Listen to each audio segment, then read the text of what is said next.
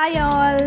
ఎప్పుడు బయట పూరీలే కాదండి, మన ఇంట్లో పూరీలు కూడా ఇంత పర్ఫెక్ట్గా పొంగాలంటే ఈ చిన్న చిన్న టిప్స్ ఫాలో అయిపోండి. సరే చూపిస్తాను, వచ్చేసాయండి. ఇంకా ఒక ప్లేట్లో అయితే ఇలాగా 2 cups ఆఫ్ గోధుమ పిండి అయితే తీసుకున్నాను. 2 cups ఆఫ్ గోధుమ పిండికి 2 టేబుల్ స్పూన్స్ ఆఫ్ బొంబాయి రవ్వ అయితే యాడ్ చేసుకోవాలి. అంతకన్నా ఎక్కువ యాడ్ చేసుకుంటే గట్టి పడిపోతుందండి. ఇంకా రుచికి సరిపడా ఉప్పు వేసుకొని కొంచెం నూనె కూడా వేసుకొని వీటితో పాటు వాటిని బాగా కలుపుకున్న తర్వాత కొంచెం వాటర్ అయితే యాడ్ చేసుకొని కొద్దిగా ఇలా మెత్తగా సాఫ్ట్గా డవ్ అయితే ప్రిపేర్ చేసుకోవాలండి.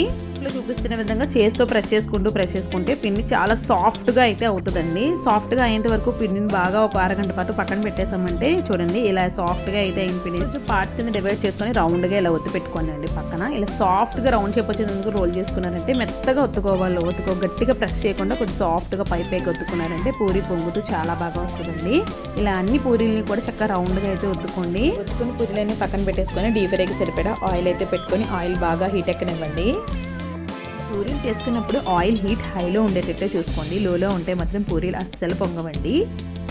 ఈ పూరీలని కూడా మంచి హై ఫ్లేమ్లో పెట్టుకొని దగ్గరుండే చేసుకున్నామంటే మంచిగా మనం ఎమ్మి పూరీలు అయితే రెడీ అయిపోతాయండి. ఇలా పొంగుతూ హోటల్ స్టైల్ పూరీస్ అయితే రెడీ అయిపోయి ఎప్పుడు చేసే ఆలూ కర్రీతో కాకుండా ఇలా ఎగ్ ఫ్రైతో ఒకసారి ట్రై చేసేయండి. ఎగ్ కర్రీతో సూపర్ టేస్ట్ అయితే అదిరిపోతుంది. ఇంకైతే వీడియో నచ్చితే లైక్ చేసేయండి, ఛానల్ని సబ్స్క్రైబ్ చేసుకోండి.